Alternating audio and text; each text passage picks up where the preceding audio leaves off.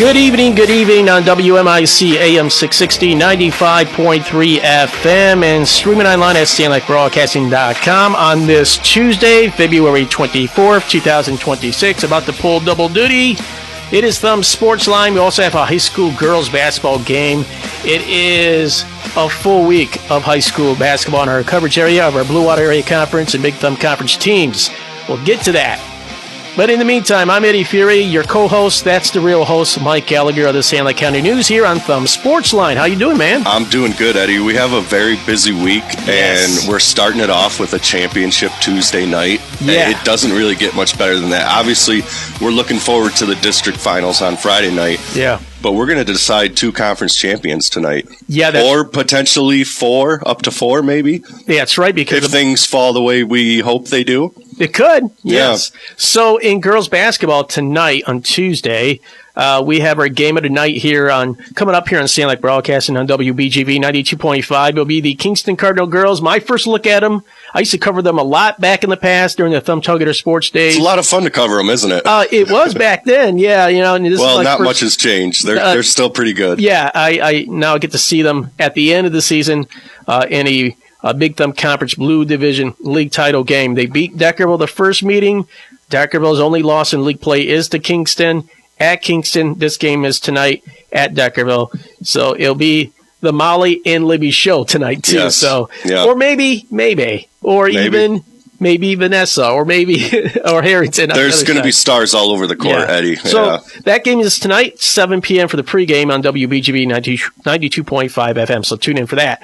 Now, we also have the Armada Tiger girls going up against the Yale Bulldog girls. Eddie, I completely forgot. When I said we have a championship Tuesday, I was thinking of the Big Thumb Conference Red Division, where the CPS Tigers have an outside shot at getting a little share tonight. You got to thank the Owen Gage Bulldog girls. Thank you, Owen Gage Bulldogs. Yeah, so thank you. Now you need to thank the North Heron Warriors if they can pull off an upset. Yeah. So the scenario for that, CPS needs to win tonight. Yep. And they have Owen Gage tonight. That's right. That's not a given. No. And then they need Bay City All Saints to lose to North Huron. Yeah. Which Bay City All Saints lost to Owen Gage last week. That was their first conference loss. Yep. Kind of creaked the door back open for CPS to sneak in there for a conference title. We got 3 conferences that are going to be decided tonight. And it could potentially result in 3 conference champions or 6. Yeah. So on this championship Tuesday night, and then they'll have another game, but it'll be non-league for most teams too. Right. Coming up on Thursday.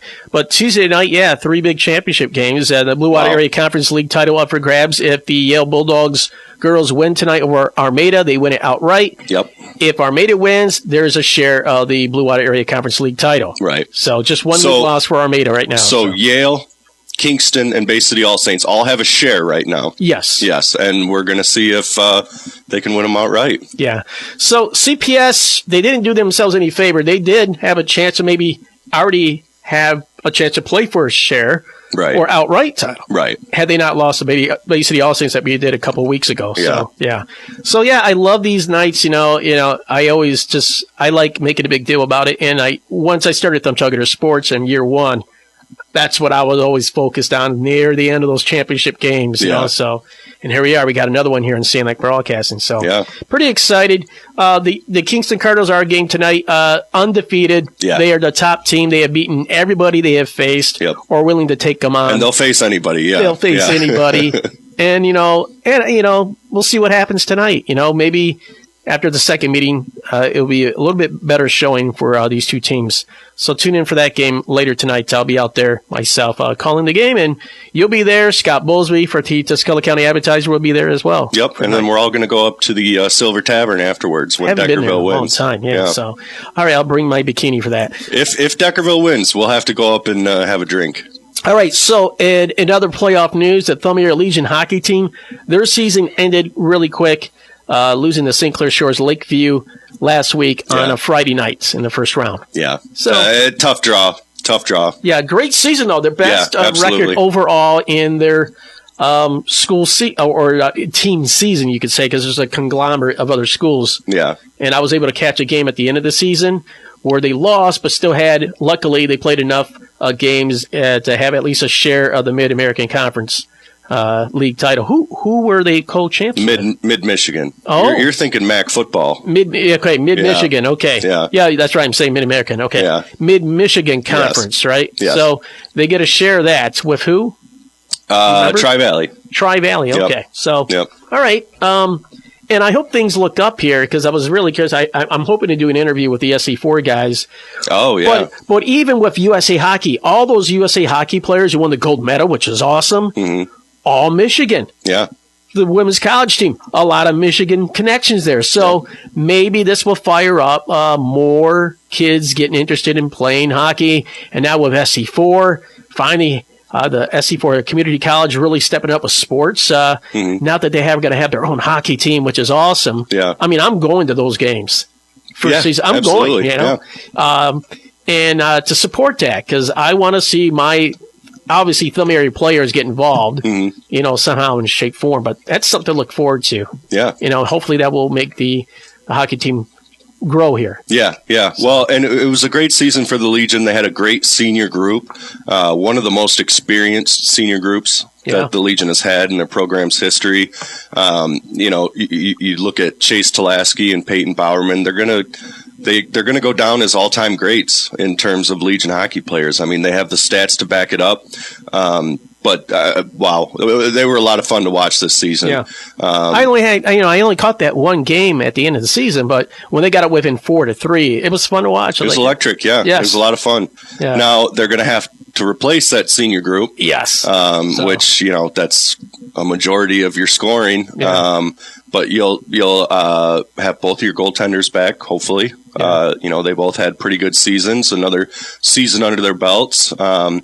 And did you have a chance to talk to Coach Beagle at all before the end of the season here? Yeah. I mean, I talked to him. Yeah. Has he seemed pretty confident that this program's going to grow? Well, the nice thing is they had a really good sophomore group this year with Cy Beagle, Easton Tank, and Coleman Bund, and Blake Bowerman. You know, Blake Bowerman set the program's assist record. So we talked about it before on the show. It was just kind of the perfect blend of a great senior group with a lot of experience and a talented sophomore group where they weren't expected to do too much right out of the gate because of that great senior group. So they were able to fit in and kind of get better as the season goes along. But yeah, next season it's going to be that group. You're going to have to replace a lot of goal scoring. That's going to be tough. But I think Blake Bowerman, you know, he's in store for a big season. And Cy Beagle, I think he has the potential to be a really nice player. But yeah, you know, I think obviously at the beginning of the season when I talked to Coach Beagle, he knew what the potential was for this season. It was just if they were going to be able to come together and, you know, gel as a team, because he knew what to expect from that senior group. It was just kind of filling in the other spots on the other lines and such. And I think, you know, they exceeded all expectations. I mean, I don't think, you know, coming into the season, obviously we had high expectations for them, and Coach Beagle knew that they had the potential to be great. But I think at the beginning of the season, if you would have told Coach Beagle and the Legion that, hey, you're going to go out and set the program record for wins, and it's not even going to be close. You're going to set tons of program records. You're going to win a conference championship. I think they absolutely would have signed up for that at the beginning of the season. So in 27 games, they were 17-8-1 overall, with one overtime loss too. They had 35 points, so in first place technically, but they did end up sharing with Tri-Valley Thunder based on the league standings, so in conference play. So, yeah, great season. They lose in the first round. I have it right here to St. Clair Shores 7-3 in that game. So that's high school playoffs, and that was the Regional 13 at St. Clair Shores Civic Arena, and that was a Friday night. Yeah. So that game was played at 8 o'clock. It started at. Yeah, that's a fun Friday night. Yeah, I mean, it was a late night. Yeah. So, did St. Clair Shores go on to win its next game? You know, or do you have that pulled up? Okay. You want me to pull it up? No, I was just curious if you had the bracket. So, no, I don't have it up right now. So okay. But I hope they lost. Oh, you do? Yeah, no. Come on, man. Yeah. Well, they ended the Legion season. They're our enemy now. Okay. They're Lakeshore, right? Lakeshore? Yes. Okay, so I think I can. St. Clair Shores, Lakeshore. I want to make sure. Okay, I see the SCS. They actually, I don't have it on here because they beat Sandusky. Yep. So they have. Maybe they haven't played their next game. Yeah, they have. Okay. They're playing Rochester Adams in the regional on the 25th. Okay. That's tomorrow. So a little bit of a break there, okay. yeah. I see that. So they kind of started out, That's nice, not having those back-to-back games like the Legion kind of had. Yeah, because there's no district. Season. It's a regional. Right, so, you get right into it, yeah. So, okay, good luck to both those teams. But fantastic for the Thumb Area Legion in the Mid-Michigan Hockey Conference. Things are looking up. All right, on WMIC 95.3 FM, the boys' high school regular season ended. We'll talk about that and who's won the conference championships at that point. But we already had first-round games last night. We already got a couple teams eliminated, Eddie. District teams. This is when it's the sad part of the season. Yeah, and it just whittles down so quick. Yes. So our games that we will be covering, it starts tomorrow, and the district semifinals will be at the Brown City Division 3 District 93 District, I believe it's called. We have Sandusky up against Marlette. Round 3. Yeah, because they split. Yep. And then Brown City against K-Pac, too. They also split. Yeah. And, I was on this radio show last week, and I pretty confidently picked Brown City. Yeah. Unfortunately, they got beat up pretty bad by K-Pac at the end of the regular season. I told you, they're pesky, man. No, yeah. Well, I mean, K-Pac, K-Pac could end up winning the whole thing. But so we'll have both those games tomorrow on 92.5 FM, myself and Jeremy Burgess, who was with me for the Croswell-Yale game. So we saw a slam dunk, too, that night. I heard it. I was listening to you guys. Oh, right off the bat. We got back right in time for it to see it happening. Jeremy goes, look out! Yeah. Well, I've seen Kohler throw it down before, and it's always impressive because, obviously he's a great athlete. Yeah. He's a great scorer. He's a great basketball player, but he doesn't quite look like a kid that can throw it down. No, man. If you saw the video, boy, he got up there. So it was pretty athletic. Yeah. So we'll talk about that game. But the district started in the first round. Croswell-Lexington is playing tomorrow against Emily City. Yale against North Branch after the North Branch pulled off the upset over Almont in boys basketball. So we're hoping everybody is salivating. They want the rematch. Mm-hmm. This will be the final bragging rights because Yale came out and beat Croswell-Lexington pretty handily, and control that game to get a share of the Blue Water Area Conference League title with Croswell-Lexington. Yeah, so, and I talked to Coach Mason this weekend, after the loss to Yale. Yeah. And, I wanted to talk to him about the district and, hey, everybody's kind of looking forward to round 3. And, he stopped me in my tracks. He said, you can't get to Friday if you overlook Imlay City. Yes. They're Croslex. Maybe deep down, they're thinking about that rematch with Yale, round 3. But they are not going to overlook Imlay City. They know that they have to take care of business before they can have the opportunity to get that third chance with Yale. All right, so looking forward to that, and that will be the big rematch. Against the rematch of the rematch. We hope. But Imlay City is a pretty good team. When you talk to coaches and stuff, like obviously they have to say, and obviously I believe Coach Mason when he says it, that, we're not going to overlook Imlay City. Us, we're not coaches. We don't have to get these players ready for the games. We can look ahead to Croslex Yale round 3. And, maybe it'll come back to bite us, but I want to see that round 3, Eddie. Yeah, everybody does. Yeah. But if Croswell wins, we will be covering that game. If Croswell boys win in the semifinals, we're going to wait till the district championship game, and we'll have 2 teams out radio coverage. One at the Brown City Boys District and one at the Yale Championship District on Friday. So, and which one will you be taking? I will be doing the Croswell one. So okay, and then Jeremy will be in Brown City. Yep. Okay. So, yeah. And then will you guys have? Do you plan on bringing anybody in to call the games with you, or are you guys going to be running solo? Jeremy will be with Sean Cantwell. Oh, perfect, to make sure everything runs right. And I'll be by myself solo, so yeah. All right. Yeah. I can call that game, I think.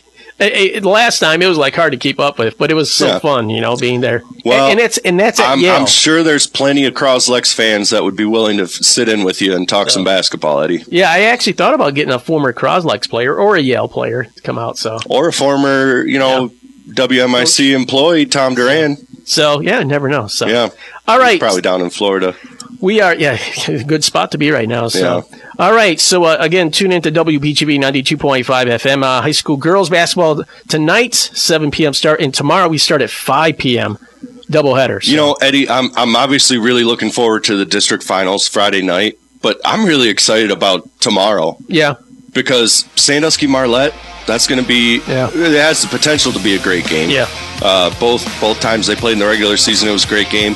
And Brown City K-Pac, I don't know what to expect, Eddie. Brown City's hit a little bit of a skid here at the end of the regular season, but I still think they have a chance to win this district. And, you can't, it doesn't get much better than back-to-back great basketball games with everything on the line. All right, we'll be right back. As we wind down in time here, we'll briefly go through what's going on in wrestling as well with Mike Gallagher here on WMIC.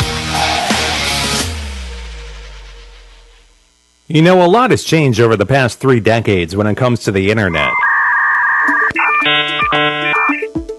Thankfully, those dial-up days are long behind us, but one thing has stayed consistent: AVS Broadband's commitment to keeping our Thumb communities connected.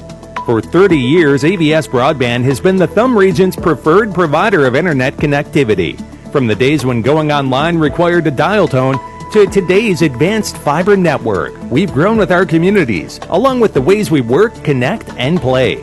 And as technologies continue to advance, AVS Broadband is right in step, constantly investing in new technologies, expanding availability, and preparing for the future.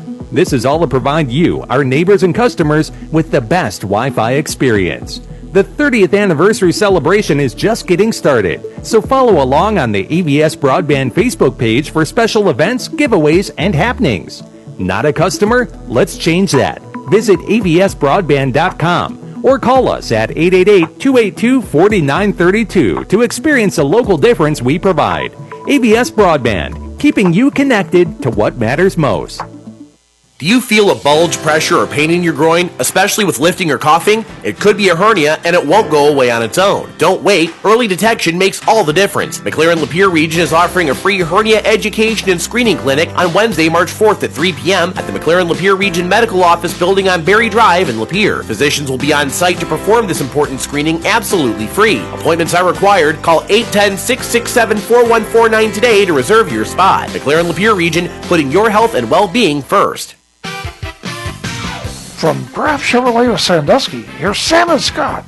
2025 is in the rearview mirror, and we plan on making history in 26. We have one remaining 25 Silverado, and we slashed the price on this truck in order to move it out. You can save up to $15,700 on our remaining 25 Silverados on the lot. This includes demo savings, trade-in, and GM rewards, card sign, and spend. This truck retails for over $62,000. You can get this now for only $46,500. Loaded up with a V8 and leather, it'll be tough to beat this deal.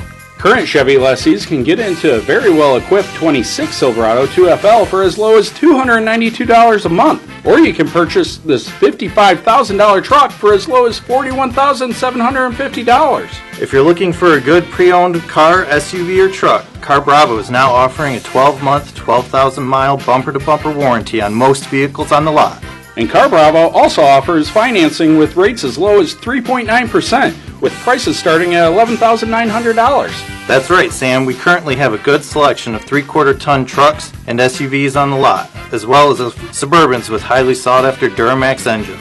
So start the new year off by saving big at Graf Chevrolet on M46 in Sandusky. See dealer for details. Graf family, we're making friends.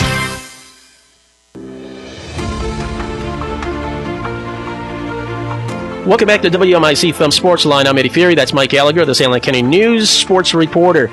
We've talked about the Thumb Area Legion and also a little bit and touched on some basketball. We'll really dig deep into the basketball here in just a bit, but let's talk about wrestling that happened over the weekend. What happened? Yeah, so we had individual regionals this past weekend, and Sanilac County is going to have 9 wrestlers at Ford Field, Eddie. Are you going to Ford Field? I sure hope so. Okay. It usually depends. In the past, it's a 2-day event. Yeah. So it usually depends on how things go on the first day, because I believe the first day of wrestling state finals are the Friday of districts. So I usually don't make it down there Friday. Yeah. But I certainly plan on being there at least one of the days, because I think we have a couple kids that might make it up on the podium. Okay. I don't know. It's hard to say, hey, I think one of these kids could win a state championship, because, that's a pretty big deal. But even getting on the podium or even advancing to Saturday is a pretty big deal. Mm-hmm. But yeah, we're going to have 9 kids wrestling at the state finals, 8 boys and 1 girl. Bria Dame from Sandusky. She placed 4th at the girls regional in her weight class, so she'll be competing at the state finals. Just a freshman. And then also for Sandusky, Victor Vanitas, also a freshman. He was a regional champion in the 132-pound weight class. So he was a district champion and a regional champion as a freshman. And I talked to Coach Stoliker yesterday, because, obviously Ryan McKenney is a great wrestler for Sandusky. He made it to the state finals last season. He had a great season this year. He'll be advancing to the state finals as well. He was runner-up in his weight class. But Victor kind of just burst onto the scene this year as a freshman. And when I talked to Coach Stoliker, he said, the talent has been there for him all season, but now he's pairing that with confidence. At the beginning of the season, he was a freshman and he was maybe not timid, but he didn't quite have that confidence that he could compete with, some of the top wrestlers. But now, he's wrestling with confidence, and, he's backing that up. In the regional championship match on Saturday, he won a 20-5 tech fall victory, Eddie, which is ridiculous for a regional final. Yeah. For those, like a tech fall victory is you're beating this kid by so many points that the match is over. He got up by 15 points, and it's just incredibly impressive. Yeah. So it's like a running clock, but right. Yeah. So, he's wrestling with confidence. Ryan McKenney, he was runner up, and Coach Stoliker said, he has the potential to beat anybody. He's proven that he has the potential to beat anybody. But the state finals, there's such little margin for error at the state finals. So, for these wrestlers, you don't necessarily have to be perfect, but a lot of things have to go your way in order to make a run at the state finals. But I don't see any reason why McKenney and Vanitas and even Bree, they could all be wrestling on the second day. So that's great for Sandusky. Jace Halbert and Aiden Pasco from Brown City, they both qualified. Pasco was runner-up in his weight class. I believe this is his 3rd appearance at the state finals, and he's a junior. So he's putting together one, Brown City is a storied wrestling program, and Aiden Pasco, might end up being I don't want to say the best wrestler in program history, but he certainly could end up with the most wins. He could, be a 4-time state finalist. So I'm looking forward to seeing what he can do. Halbert has really been wrestling well towards the end of the season, so hopefully he can ride that momentum into the state finals. And then for Croslex, Antonio Gonzalez and Dustin Junga were both regional champions in Division 2. And then they had 2 additional qualifiers in Benicio Martinez and Braylon Davis. All 4 of those guys, I'm expecting them to have a pretty good weekend, especially Braylon Davis. He's got a lot to prove with this being his last shot at Ford Field. He's a senior. But it should be a great weekend. It's one of the most exciting events to cover, the wrestling state finals. Obviously, it's at Ford Field, home of the Detroit Lions. But, they on the second day for the finals, they line up all the mats in the end zone, and the fans kind of pack that one end zone. And Eddie, it is just electric. Yeah. And I've had the opportunity to cover Manus Bennett winning a state championships down there, and Croslex has had some great runs at the state finals. So yeah, it should be fun. I'm looking forward to it, but 9 is a pretty solid number. That's a great number for our county to be sending that many to the state finals. All right. So, and then after that, that's it, right? That's it. That's it for wrestling there. All right. Yep. Any quick bowling news? Yes. Carter Ramage was the individual regional champion for Croswell Lexington. He's a senior. He was individual regional champion, and the day before he was part of the Croswell Lexington team regional championship. So he'll be competing at the state finals individually and as a team. And then the Sandusky girls, for the first time since 2016, they are regional champions. Maya Fetting was runner-up. Maya Fetting, a great bowler, but she just so happens to be competing against Jasmine Reinquist from Bad X, the state champion bowler, the one who bowled a 300 at the BTC championship. Ridiculous. But yeah, I mean, that's fantastic for Sandusky. They've done a great job rebuilding the program as of late.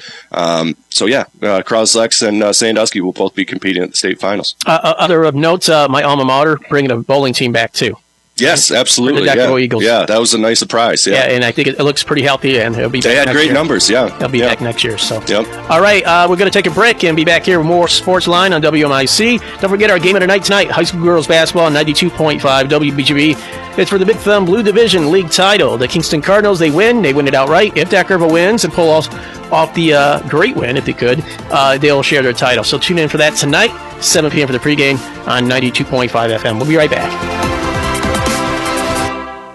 Keep your radio locked on the Thumb's information station, 660 WMIC AM Sandusky and 95.3 FM, W237EQ, Sandusky.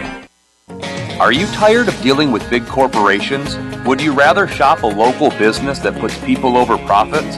Hi, I'm Jordan with Snover Mattress and Furniture, a third-generation, family-owned furniture store serving Michigan for over 50 years. We offer unbeatable prices, personalized service, and a refreshing change from the big box stores.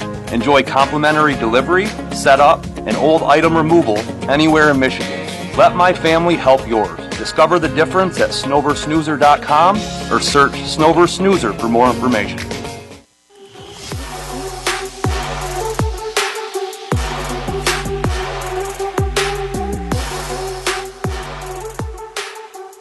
Welcome back to Thumb Sportsline on WMIC, and it is high school boys MHSA district playoffs got underway on Monday night. Check our website at the Thumb Sportsline link or even our Daily News Sports section. You'll see the full list of games in our immediate coverage area, the Blue Water Area Conference and Big Thumb Conference teams. They'll have the little asterisk right next to it that you'll see on our websites, and the scores updated at the end of the night, thanks to the help of everybody in the Thumb Sports Writers Association. And a great group, and we'll have a big meeting coming up in March. Of course, we'll get ready with our announcements on the top basketball players and teams. That'll be further down the road. We'll also be selecting the second Hall of Fame class.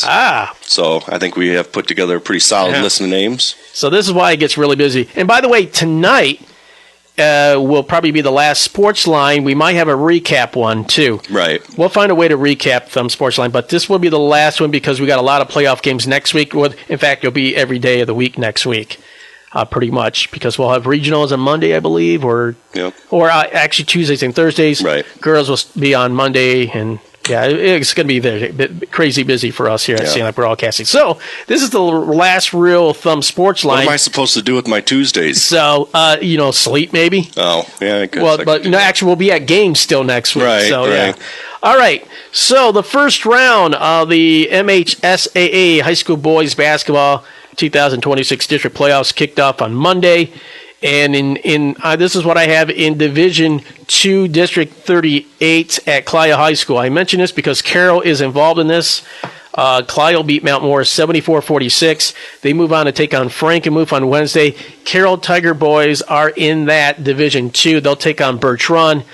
And it's going to be a tough game for those Carroll Tiger Boys. But they played some pretty good games. Yeah. A lot of up and down season with them, though. So hey, if they play like they have the potential of playing, they could win that district. So, for their season 2 in the regular season, they ended the regular season at 13-9 overall, 8-6. They had that slew of losses that put them in third place. But congratulations to the Elkton Pigeon Bayport Lakers winning the Big Thumb White Conference Division title. 13-1 in league play, 18-3 overall. After they beat Millington to assure themselves of that. Actually, no, that was Carroll beating Millington. For the Lakers, they finished pretty strong. After they did have a big loss to Carroll, if you recall, back in late January, 66-36. Then they went on that 6-game win streak in league play too, and defeating Vassar and USA last week, and Millington in 1 week, I believe. They had a lot of games scheduled, but they get that White Division title.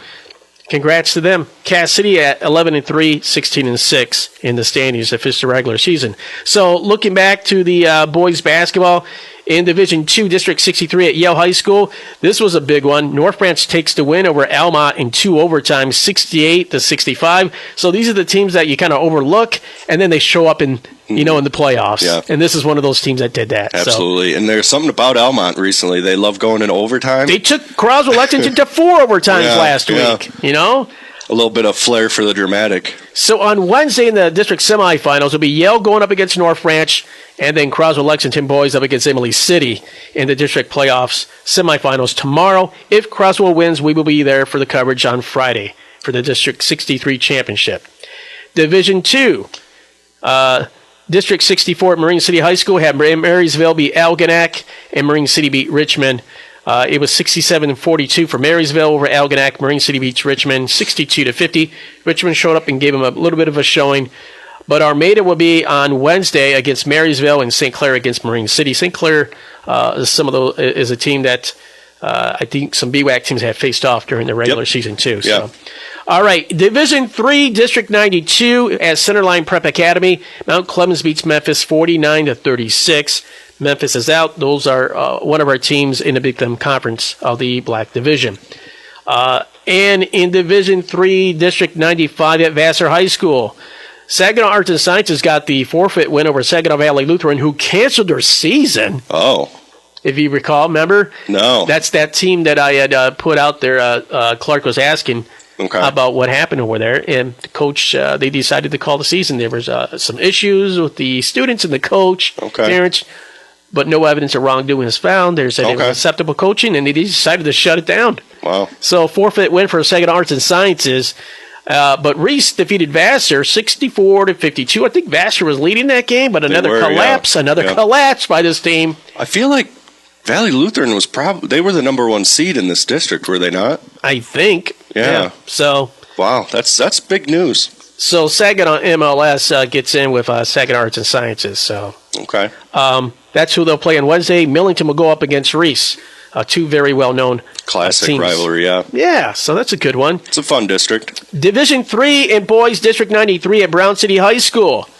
Here's a district. Yeah, Marlette gets a big win last night, 60-24. Do you know anything about this game, and can you tell me about it? No?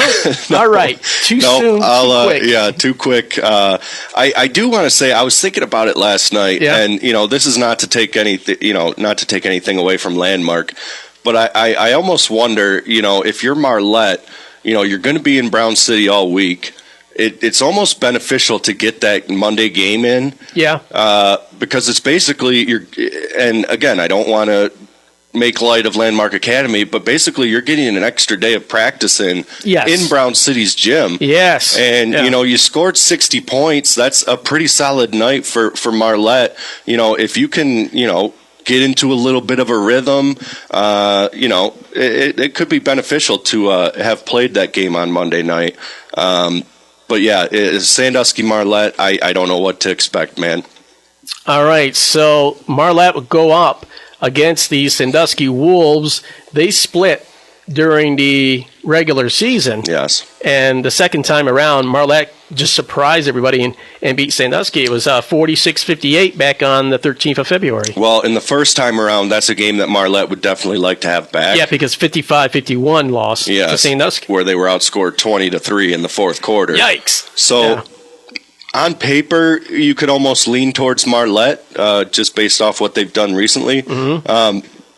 But Sandusky has been playing some really good basketball to wrap up the regular season. Yeah, they beat Reese and Brown City. And that's a nice win over Reese. Yeah, and that was the 2 games after they lost to Marlette. But then during that week against, with the Marlette loss, they beat a pretty good Ubly team 46-40.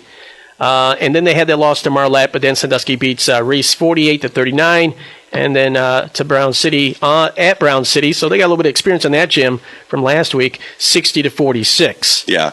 And just a couple of notes for Sandusky in last week's games. Obviously against Reese, Jack Betts led the way, 13 points, 8 rebounds. Gavin Phillips, 11 points. But listen to the stat line for Blake Oswald. Okay. 6 points, 4 rebounds, and 7 assists. That's a nice do-it-all player for Sandusky, and he could be a big difference maker in this district. In the game against Brown City, Braden Jones was your leading scorer. He had 15 points and 5 rebounds. Usually, when you look at the box score from Sandusky, it's Jack Betts, it's Brandon Champeau, it's Gavin Phillips. But if you can go into a district and have Braden Jones be another scoring weapon for you, this Sandusky team is going to be incredibly hard to stop. Now, Jack Betts, he did have 14 points, 4 rebounds, 2 assists. Carter Schell, 8 points, 5 rebounds. And then Blake Oswald, another pretty nice game, 5 points, 2 rebounds, 3 assists. Eddie, I'm loyal. Okay. So I'm not going to back out on my Brown City prediction. If anything, I'm loyal. Yeah. But I'm kind of feeling good about Sandusky right now. Oh, you are? Just with the way they finished up the regular season. Okay. And obviously, they lost the last matchup to Marlette. But sometimes that, when you have that sitting in the back of your mind happening so recently, that can be an extra motivation for you. But I was really impressed by the Reese win because of the defense. And then, Brown City, going into Brown City, that's a nice win. Yeah, but sometimes you're curious. You just can't put your finger on, okay, it breaks down sometimes for Sandusky. And other times, they just look great out there. You could say the same thing about Marlette. Yeah. Because sometimes it's, wow, they went into Sandusky and they doubled them up in the first quarter. They scored 22 points. And in that same week, too, they beat Brown City earlier in that week, too. So 46-39, and then they beat Sandusky. Both games are on the road for Marlette, 58-46 over Sandusky and 46-39 at Brown City. But we were also there when Marlette scored 33 points against Brown City on their home court and lost. Yeah. But I will say Marlette has been playing its best basketball at the end of the season, and that's all you can hope for as a basketball coach. That's what you want to do. And unfortunately for Brown City, they're on the opposite side of that. I believe they've lost 6 or 7 in a row now, and I can't really put my finger on it. I haven't seen them play recently, so I guess we'll have to find out tomorrow night. Well, you can't forget about the K-Pac Chiefs. I know. All right. They beat Sandusky 49-36 in mid-January. I may have disrespected them on the show last week, but that's because I'm the Sanilac County guy, and I want a Sanilac County district final. And they beat Marlette back at the end of January, 57-33, and then they beat Marlette again a couple weeks later, 58-20, and then they beat Brown City last week on Friday night, 60-36. So I say that's a dark horse right there. Yeah. The K-Pac Chiefs. So they will have Brown City in the second game of the night. First game will be Marlette and Sandusky in that boys district. I know we're spending a little bit more time in there because this is our coverage, our immediate coverage. We'll have our pregame starting at 5 p.m. tomorrow on WBGV 92.5 in that district. All right, moving on. Okay, you got another point. Well, just real quick, since I disrespected K-Pac last week, let me give them their flowers for their win against Brown City. Yeah. In the 60-36 win over Brown City last week, they had 3 players scoring double figures. Wiley Roos had 15 points. Nick Delia had 17 points. He scored all 17 points in the first 2 quarters. Wow. And then Boston Vach had 14 points. He scored all 14 of those points in the third quarter. Those 3 were a combined 13 of 15 from the free throw line. And then Austin Howard also chipped in with 8 points. So on the flip side of that, for Brown City, Brady Worrell had 9 points, Garrett Simpson had 7, and Carden Hagee had 6. Okay. So if you're Brown City, you got to turn things around fairly quickly here. Yeah, especially when you're hosting your own district. So yes. All right. So semifinals tomorrow. It'll be Marlette Sandusky. Tip-off at 5:30 p.m. Second game following will be Brown City up against the Cape Pac Chiefs. Friday night will be the championship game in that Division III District 96 championship. District 93, at Brown City. All right, now moving on in Division III, District 96 at Unionville Seaboyne High School. Unionville Seaboyne defeated the Bad Axe Hatchets 46-36. They were in a patriotic mood. USA won the gold medal in hockey. Why not carry over to basketball and see what they can do? However, in the next round, they'll have the Harbor Beach Pirates, who are the Big Thumb Conference Black Division champions. And their only losses was to Freeland, the Frankenmuth, I believe. Is that it? I should take a look at the record. No, I think that's it. Yeah, and they lost to Marquette. That's right, by 1 point. Yeah. And they're coming off a huge win over the Croswell-Lexington Pioneers on Friday the 13th. That might have carried over to Yale's game. Yeah. However, they did, Croswell did recover, beating Almont in 4 overtimes. But yeah, look, what a season. 12-0 undefeated in the conference play for Harbor Beach, 19-3 overall. And they beat everybody in their conference. So they took on Lakers to beat them, They took on Carroll, they beat them. So they took on, pretty much everybody in the Big Thumb Conference and were on top. So their only league losses to non-conference teams that were larger to them. So, So that's who the USA Patriots will take on Harbor Beach on Wednesday. First game, Lakers will go up against Cass City. Look at that matchup there. That's going to be exciting for that district. Yeah. And I do believe the winners of our district of Brown City and the winner of that one will meet in the regional. Okay. I believe they will. So, okay. Yeah. And WLEW Sports Network will have complete coverage of that district. Yep. Every single game. They did the game last night. Oh, they did? They did, okay. Yep. So in that game last night, Justin Jacobs, USA top scorer, 14 points. Isaac Martins with 11 in that game. So USA is good, Eddie. Yeah, they were leading 12-8 after the first, and then 11-12, Bad Axe outscored them, but then USA had a big third quarter, 13-7, and then 10-9, so just enough. 10-point win, 46-36, to move on to the next round. All right, moving on in the boys basketball, Division III, District 72 at Breckenridge High School had Bay City All Saints. They fell to Hemlock 54-34, so our Big Thumb Conference team has been eliminated from that. Division IV, District 127 at Beecher High School. Yes, there you go. Beecher defeated the Peck Pirates 51-42. This hurts, but the Peck Pirates got to be proud of their season. They played in the Red Division.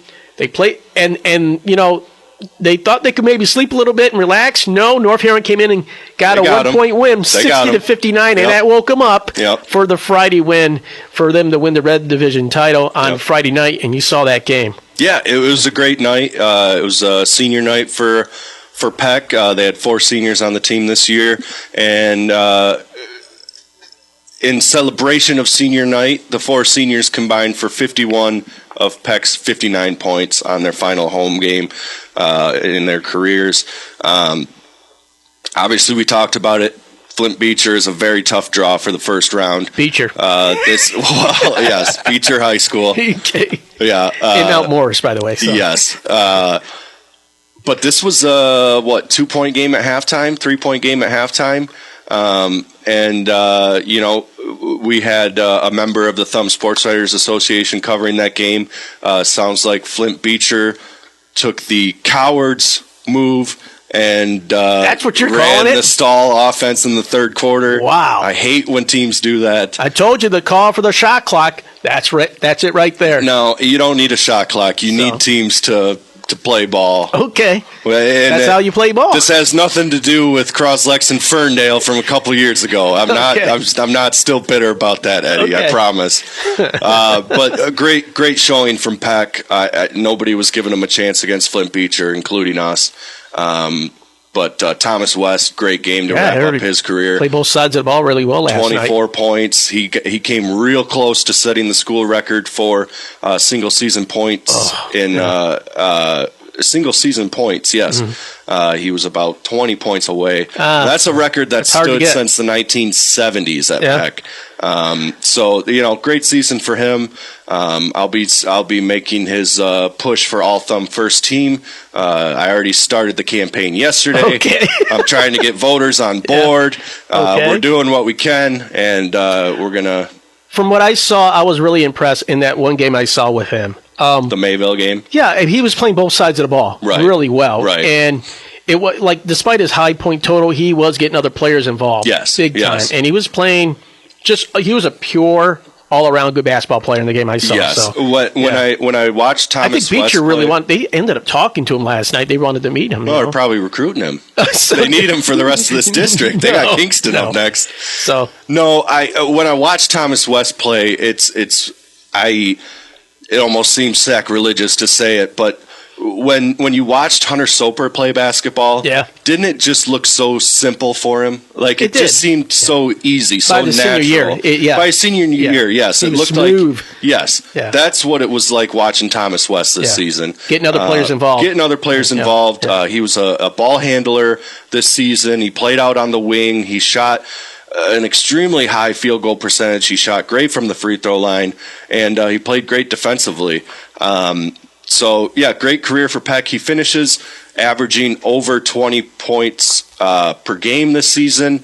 I was trying to do a little bit of research to figure out who the last Peck player was to average 20 points per game. I got back to Kyle Abrigo averaged 18 points his senior year.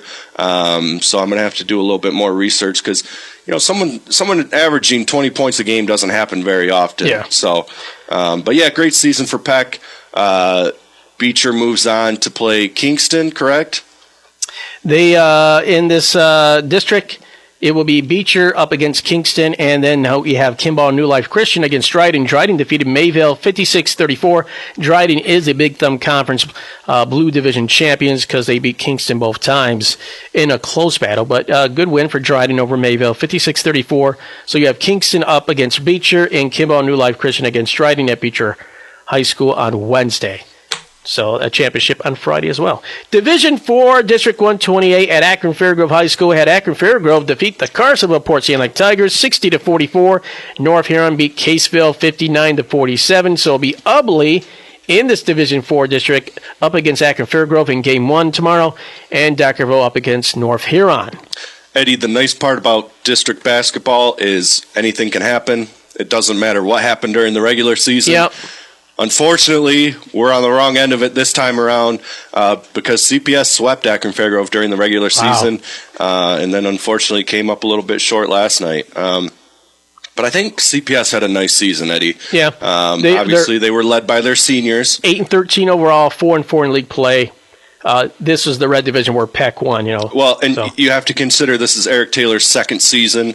So you have to keep that in perspective. A 500 record in conference play, pretty solid.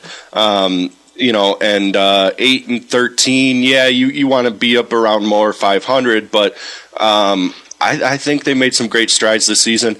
Now, similar to with the Thumb Area Legion, CPS had a great senior group in Isaiah Rosser, Jack Bobo, and Blaine Abbott. So you're going to have to figure out how to replace those three. They did a majority of your scoring this season. And I think Akron Fairgrove just got tired of being pushed around because... well, they're probably sick of the CPS Tigers, yeah. They got beat by North Huron. I mean, they won over North Huron 50-44, a North Huron team that beat Peck 60-59. And then they lost Peck back-to-back 57-60, 35-46, lost to CPS 54-62, and to Caseville 35-63. What way to get sweet revenge than winning a game in the districts and move on? You're going to take on Ubley, but, Akron Fairgrove... if they're shooting at least over 40-something points average, that's pretty good, Yeah. So sometimes you live by the three, you die by the however three. You get it done, yeah. So congrats to them. Moving on. CPS, we'll see this team can grow or the program can grow and keep a consistent coach there too. That's what you need. Yep. So, all right, that's the boys' districts. Tomorrow, like I said, Wednesday's semifinals and districts, we'll have the Brown City Division 3 District 93 district at Brown City High School. Game 1 coverage starts at 5 p.m., tip-off at 5:30. Marlette, Sandusky, Game 2, Brown City against Capex. So tune in for that 92.5. We're going to take a break. When we come back, we got girls basketball to talk about here on WBGB. That's going to be high school basketball game on WBGB 92.5. Don't forget, Kingston girls at Deckerville girls tonight on 92.5. This is WMIC Thumb Sportsline. We'll be right back.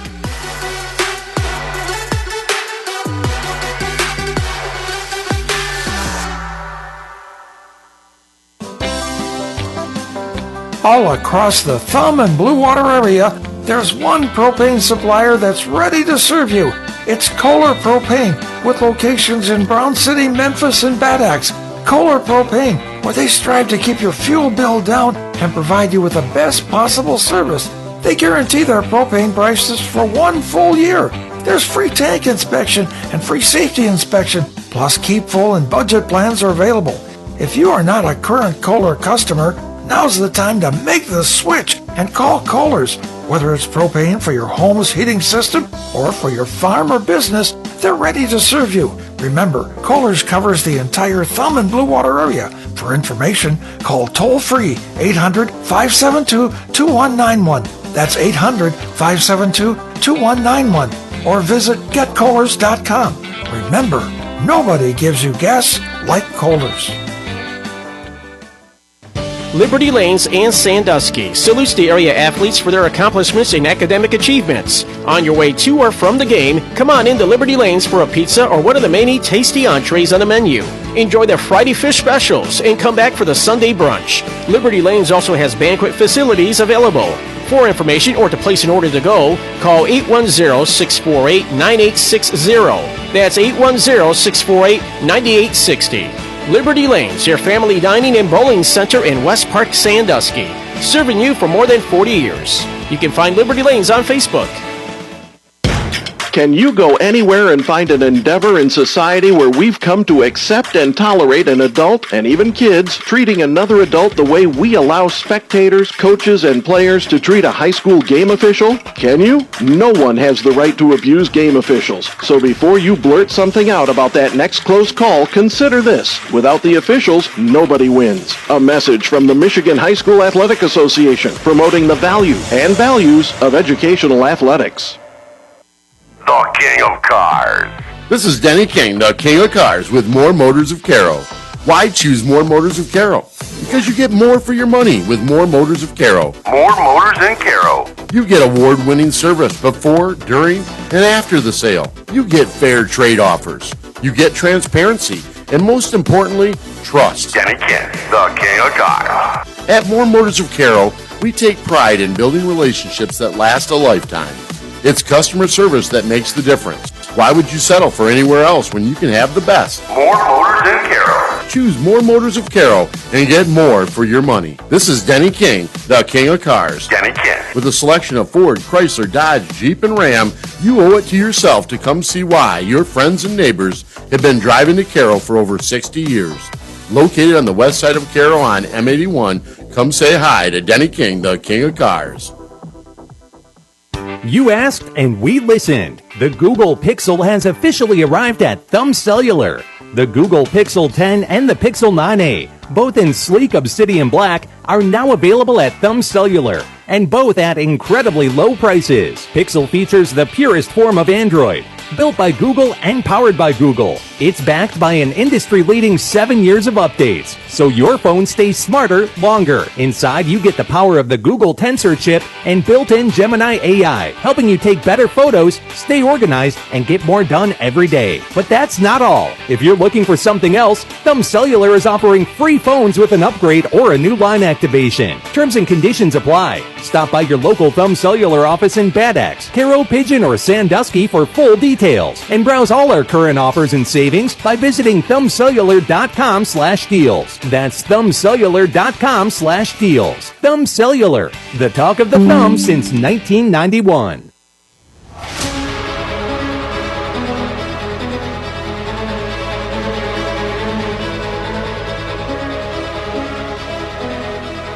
Welcome back to Thumb Sports Line on WMIC 95.3 FM, streaming online at SanilacBroadcasting.com. We went through the boys districts and for a review on our immediate coverage area teams at the Blue Water Area Conference.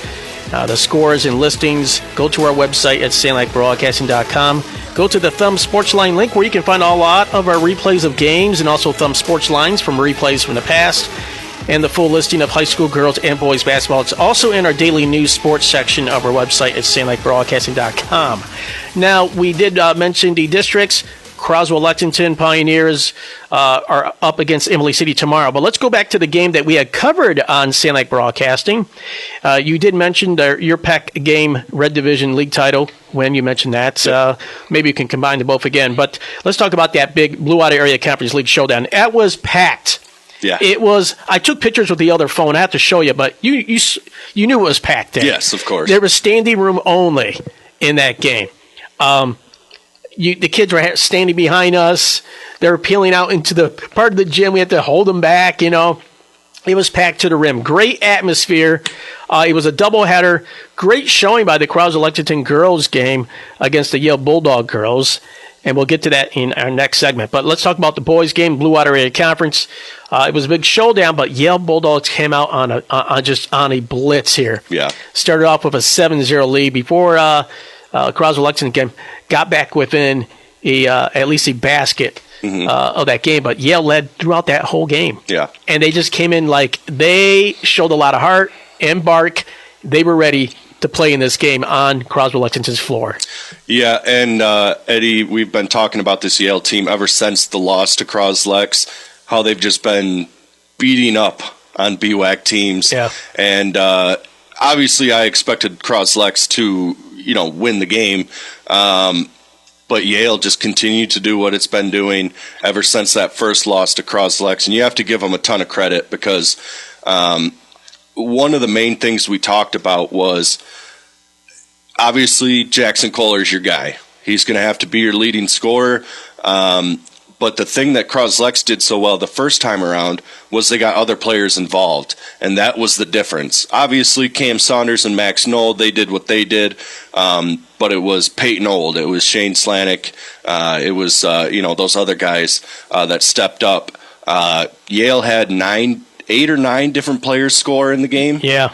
And, that's tough to stop. Now, obviously, Kohler had, 12 points in the first quarter and big-time dunk to start the second half.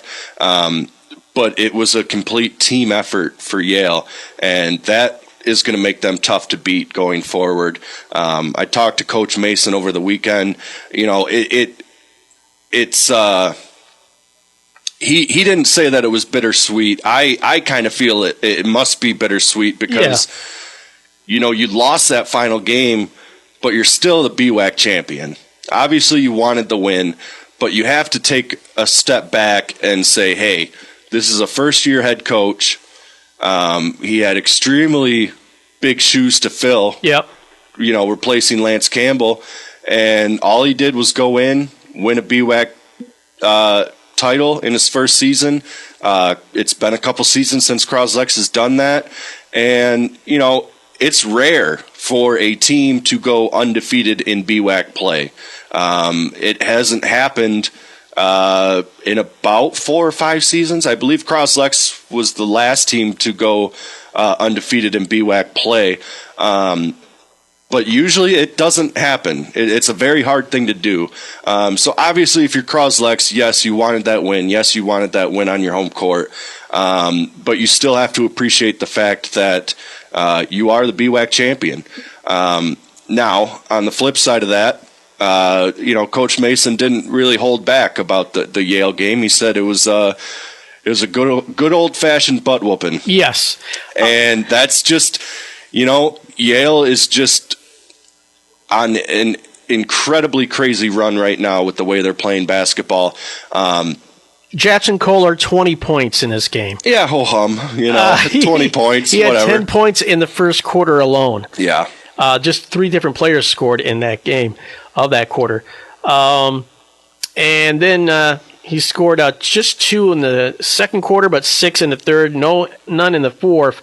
But other players stepped it up for the Yale Bulldogs. In fact, you had 1, 2, 3, 4, 5, 6, 7, 8 or 9 different players scoring for the Yale Bulldogs. Yeah, that'll do it.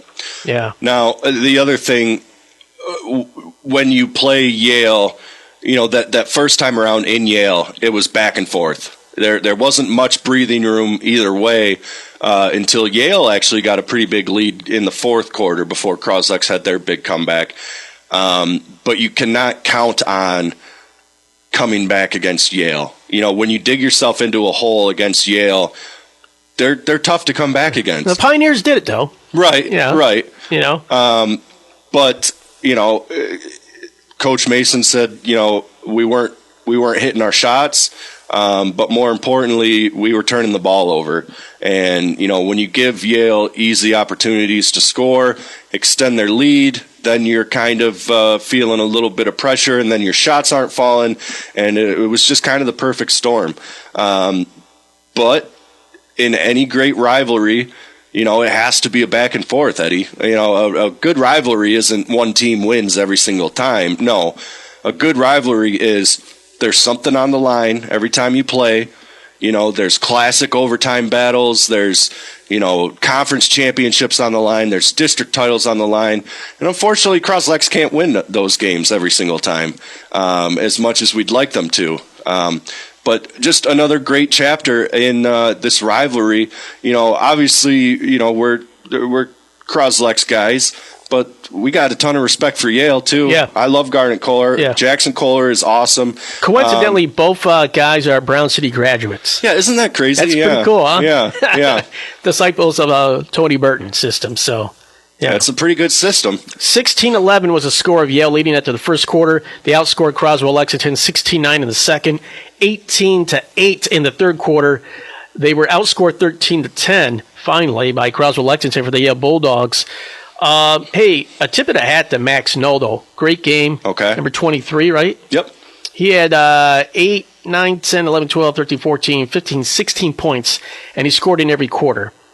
Now, I don't know if I heard it on your broadcast or if someone was telling me at the Peck game, but he was sick during the day or something. Yeah. Not making any excuses for Croslex. He got you got a little slight sickness, went to the hospital, got looked at or whatever the clinic, and still played the game. Okay. So 16 points on a sick performance, day. Yeah. On a sick day, that's pretty good. Yep.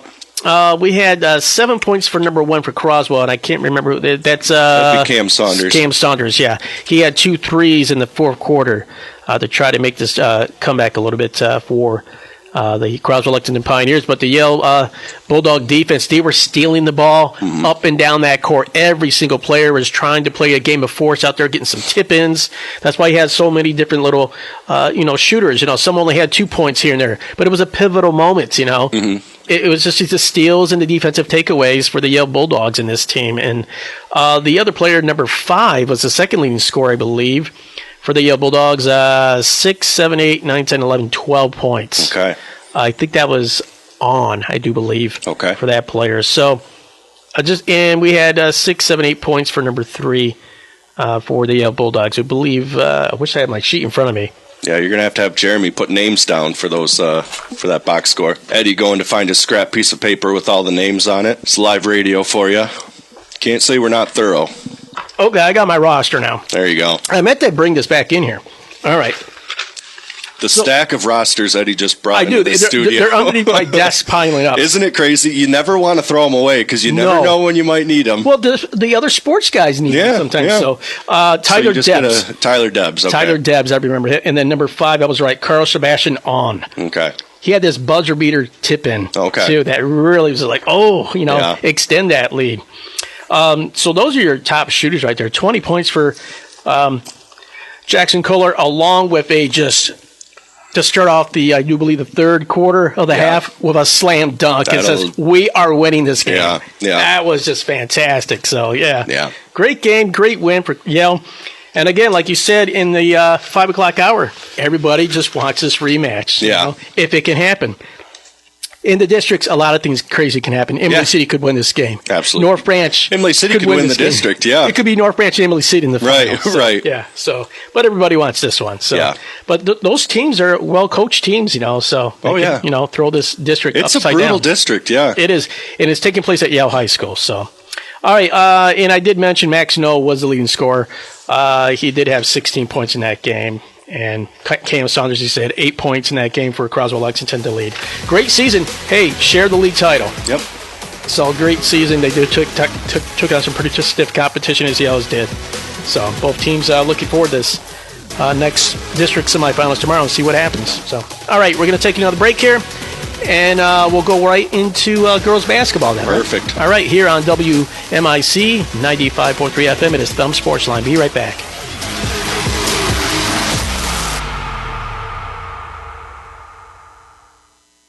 Your source for local news. Up to the minute weather, this is AM 660, WMIC Sandusky, and 95.3 FM, W237EQ, Sandusky. Phew, okay, I'm almost done with this report, then I can finally go to sleep. Your PC has encountered a fatal error? If your computer's memory failed right now, what data would you lose? Photos, financial records, customer files, years of work, all gone in an instant. Wait, all my files are they're just gone! Don't let this happen to you. With data retention solutions from the EBS Tech Team, your data is protected and always accessible. And data loss doesn't just happen from hardware failure. It can come from human error or the unthinkable, like a fire or a flood. That's why the ABS Tech Team's data retention solutions automatically back up your files to secure, off-site storage with no extra equipment needed. And it's all backed by the professional local support you've come to expect from the EBS Tech Team. Get peace of mind for an affordable cost. Call the EBS Tech Team today to find out more. 888-282-4943. Or stop by our Pigeon or Sandusky locations. The ABS Tech Team, supporting your tech needs since 2008.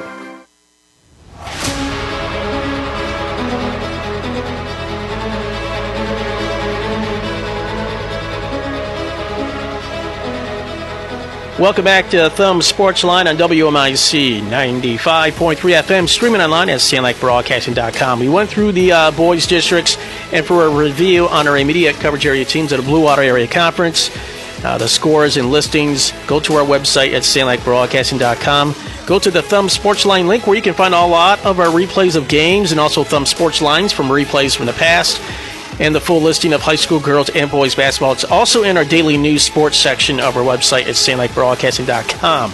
Now, we did mention the districts.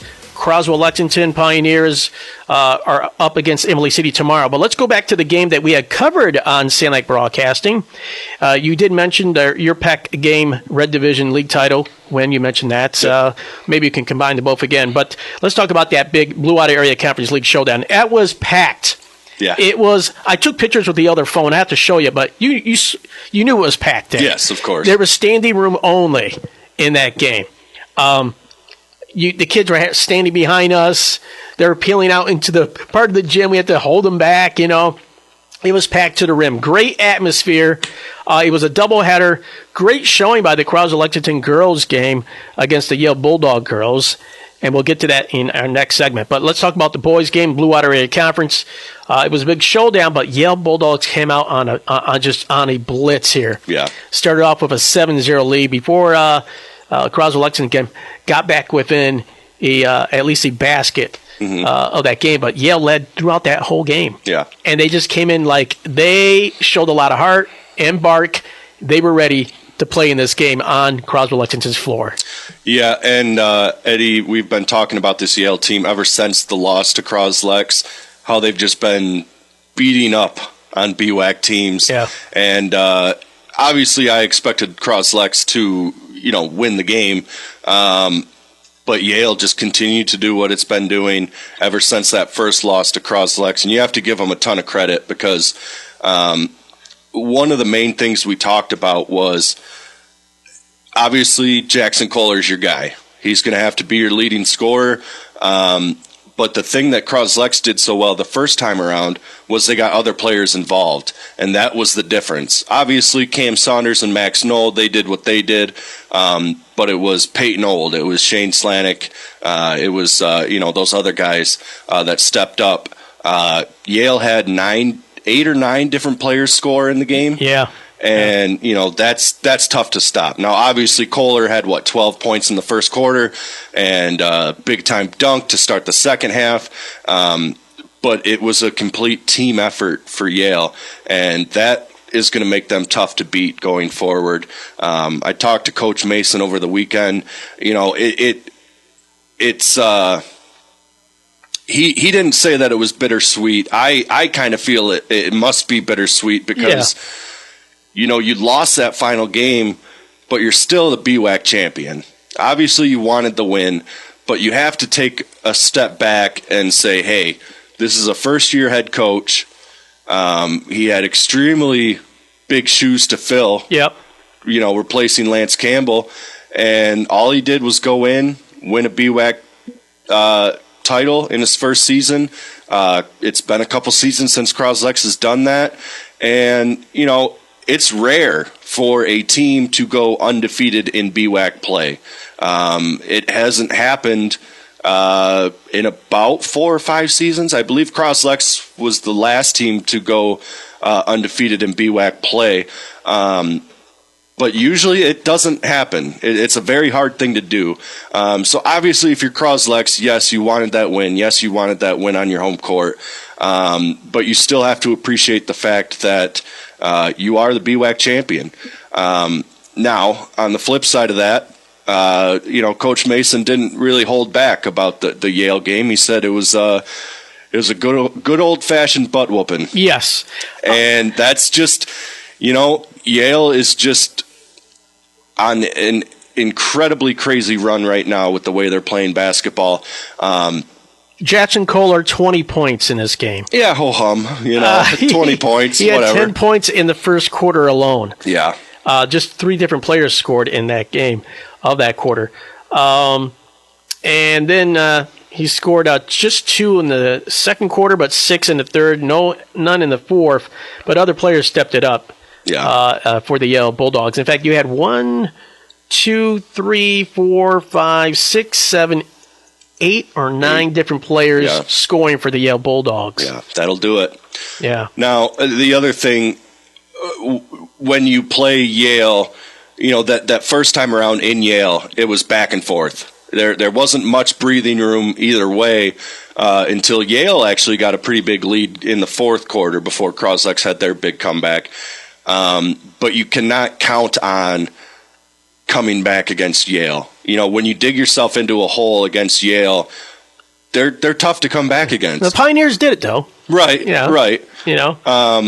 But, Coach Mason said, we weren't hitting our shots, but more importantly, we were turning the ball over.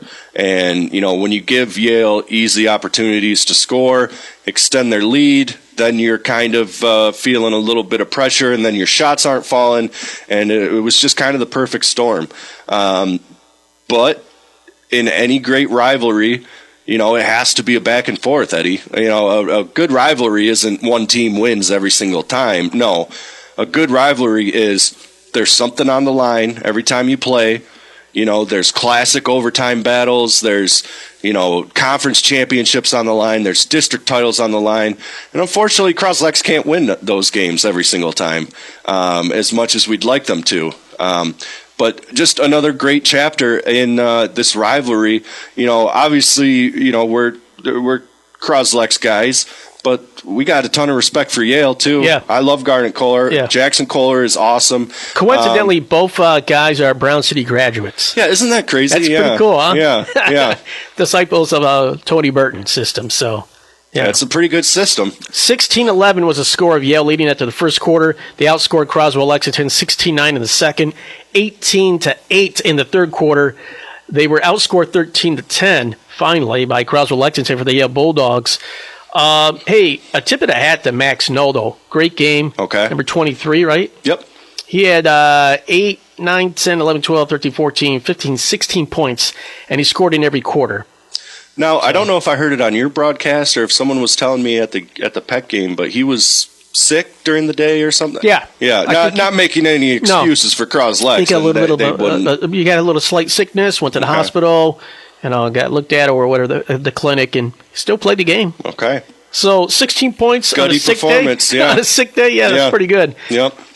We had 7 points for number 1 for Croswell, and I can't remember who that's. That'd be Cam Saunders. Cam Saunders, yeah. He had 2 threes in the fourth quarter to try to make this comeback a little bit for the Croswell Lexington Pioneers. But the Yale Bulldog defense, they were stealing the ball up and down that court. Every single player was trying to play a game of force out there, getting some tip-ins.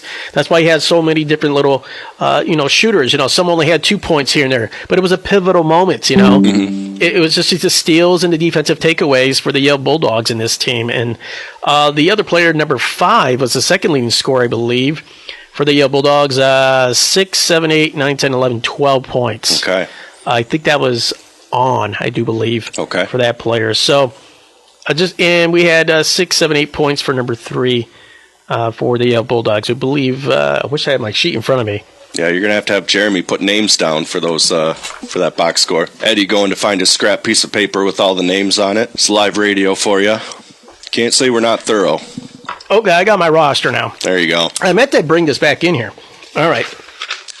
The stack of rosters Eddie just brought into the studio. They're underneath my desk piling up. Isn't it crazy? You never want to throw them away because you never know when you might need them. Well, the other sports guys need them sometimes. Yeah. So Tyler Debs. Tyler Debs. Okay. Tyler Debs, I remember it. And then number 5, I was right, Carl Sebastian On. Okay. He had this buzzer beater tip in, too, that really was like, extend that lead. So those are your top shooters right there. 20 points for Jackson Kohler, along with to start off I do believe, the third quarter of the half with a slam dunk. It says, we are winning this game. Yeah. That was just fantastic. So, yeah. Great game, great win for Yale. And again, like you said, in the 5 o'clock hour, everybody just wants this rematch. If it can happen. In the districts, a lot of things crazy can happen. Emily City could win this game. Absolutely. North Branch. Emily City could win the district, It could be North Branch and Emily City in the final. Right. Yeah. So, but everybody wants this one. So, but those teams are well-coached teams, So, can, throw this district upside down. It's a brutal district, yeah. It is. And it's taking place at Yale High School. So, all right. And I did mention Max Snow was the leading scorer. He did have 16 points in that game. And Cam Saunders, he said, 8 points in that game for Croswell Lexington to lead. Great season. Hey, share the league title. Yep. So, great season. They took out some pretty stiff competition, as Yale's did. So, both teams looking forward to this next district semifinals tomorrow and see what happens. So, all right, we're going to take another break here, and we'll go right into girls basketball now. Perfect. All right, here on WMIC 95.3 FM, it is Thumb Sportsline. Be right back.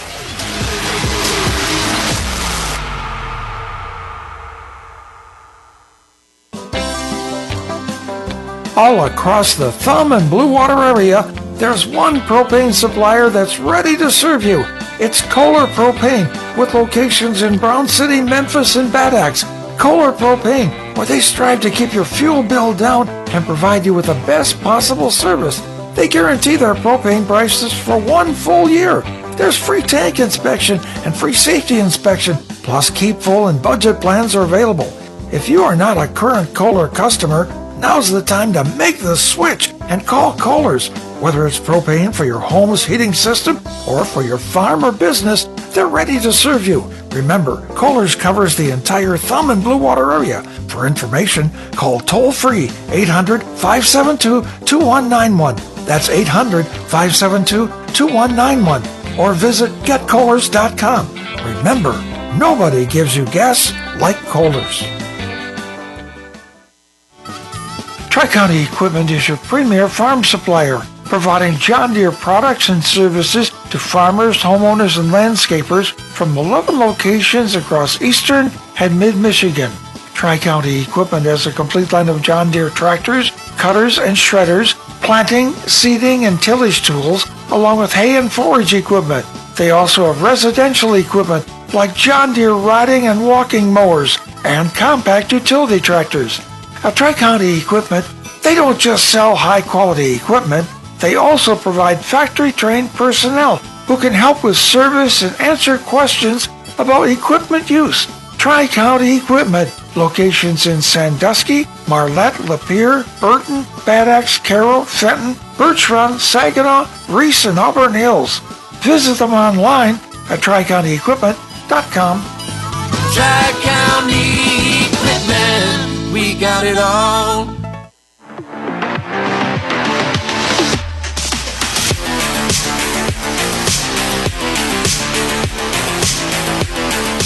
Welcome back to WMIC from Sportsline on 95.3 FM. Eddie Fury View from Sanilac Broadcasting. That is Mike Gallagher from the Sanilac County News. Pick up his publication, Wednesday edition of the Sanilac County News. And you said the sports made the front page.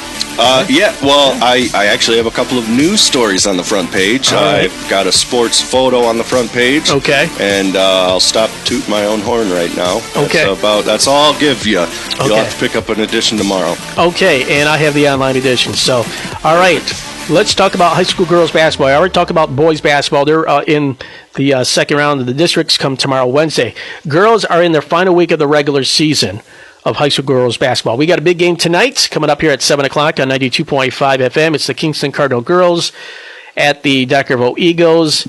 If Kingston wins, they are outright Big Thumb Conference Blue Division champs. If Deckerville wins, they get a share of that division title. A game that we did last week, it was the Sandusky Wolves up against the Brown City Green Devil girls. And we were hoping for our championship game. It was getting set up here. But we had mentioned this, I think even last week's edition of Thumb Sportsline, we said, look out for this Ubley team. That could be a very scary team at the end of the season. And what do? They come in here and take a win over Brown City, 41-35. I think they led in this game throughout. They did, pretty much the whole game. Brown City had a pretty solid comeback effort in the fourth quarter. They scored 22 points, but it wasn't quite enough to get back into it. Yeah, Ubley finished strong after losing to Harbor Beach last week in a 3-game in 1 week schedule. Mm-hmm. They lost to Harbor Beach 29-33. Before that, the week before, they lost to Sandusky 23-35. So still played them tough and kept it low scoring. Yep. But they turned around and beat Brown City 41-35. They beat Marlette also on Thursday 57-36.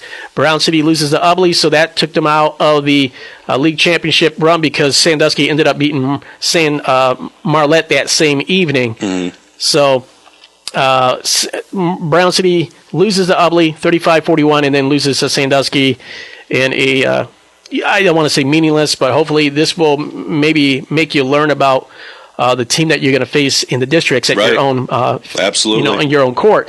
But 27-36, Sandusky ended up pulling away from Brown City in that game.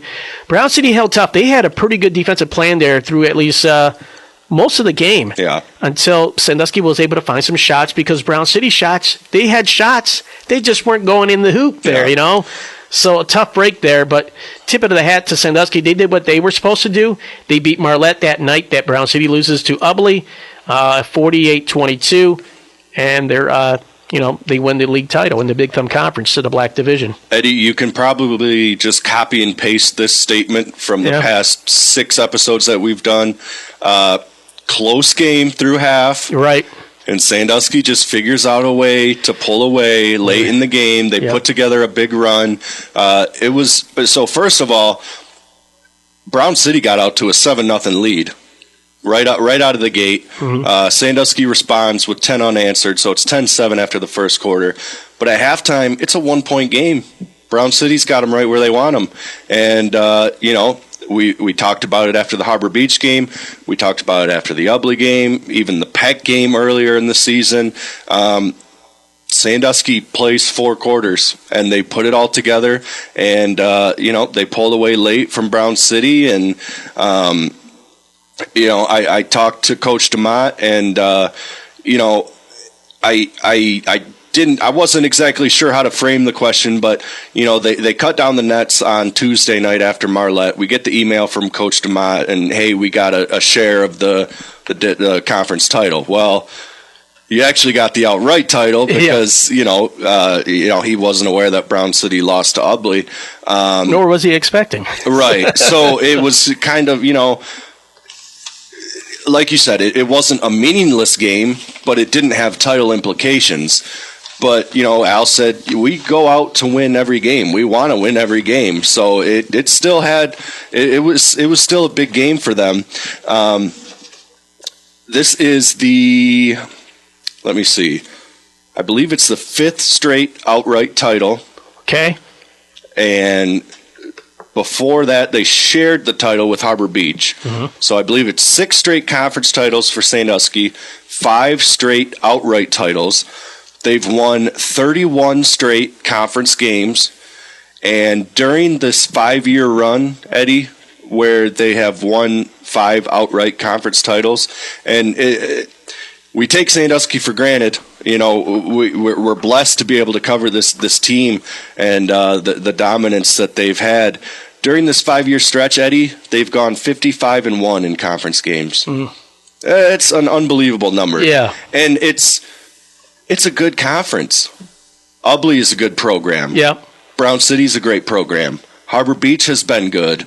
Even Marlette to an extent during this 5-year stretch. Yeah. Young team that's continued to get better. Right. And to not even, you could have an off night and lose a game. And you look at the games that they've played this season where there was a couple games where they could have lost. They trailed against Harbor Beach. They trailed against Ubley. It was a close game at halftime. But they put it together, and they play great basketball. And I got to give a shout out to the 2 seniors, Brooke Wendling and Maggie Kyneth. They've been huge for this team. I didn't really notice it until I was looking over the roster over this weekend, but this is a fairly young team, Eddie. You have 2 great seniors in Brooke Wendling and Maggie Kyneth, and Maggie Kyneth kind of just that consistency for Sandusky. She's always there to hit that big shot, make that spark, make that big 3-pointer. And as for Wendling, she stepped into a starting role. She was great off the bench last season, but she's turned into a really nice scorer for Sandusky. So another championship.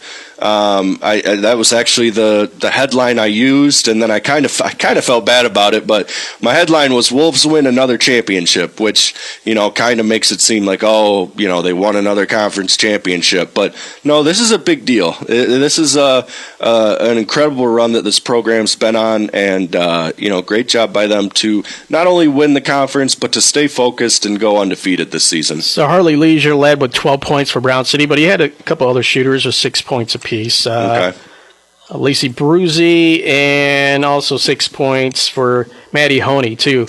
And those were some 3-point shots for the Brown City Green Devils.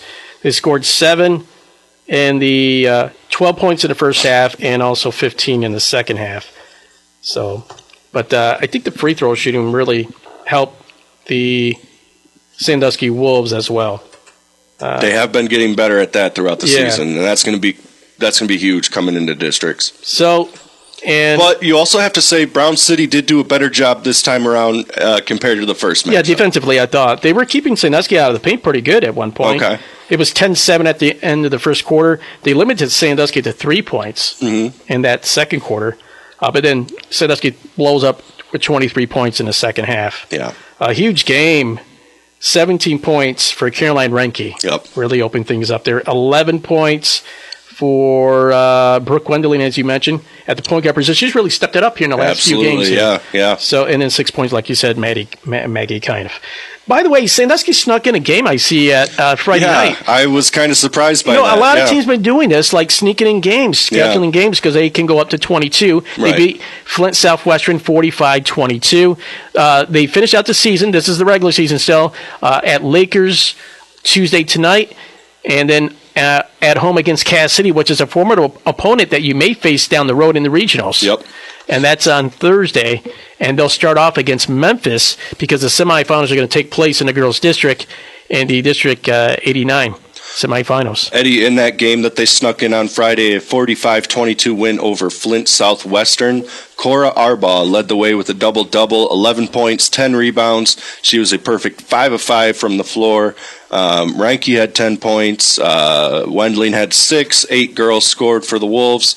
If you can have Cora Arbaugh playing like that going into the districts, that's going to make Sandusky a very dangerous team. Yeah, the only loss for Sandusky was to the Yale Bulldog girls, who got so far a share of the league title. They're pretty good, yeah. So, yeah.